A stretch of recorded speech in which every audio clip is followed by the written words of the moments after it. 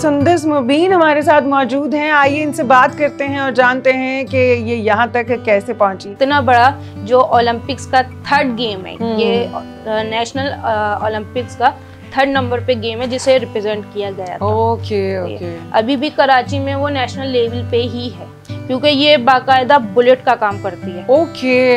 ये आपको बहुत बुरी तरीके से डैमेज कर सकती है, आप यानी इवन ये जान भी ले सकती है। पहला तुम्हारा टारगेट तुमने अचीव किया था, एट दैट टाइम क्या फीलिंग्स थी तुम्हारी? What do you thought about at that time?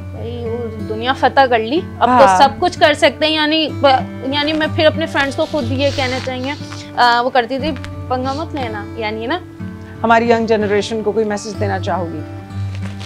सिर्फ इतना करें कि अपने आस पड़ोस वालों का ख्याल रखें। सही है, इतना कर लिया तो आप समझ लें कि आपने अपना हक अदा कर।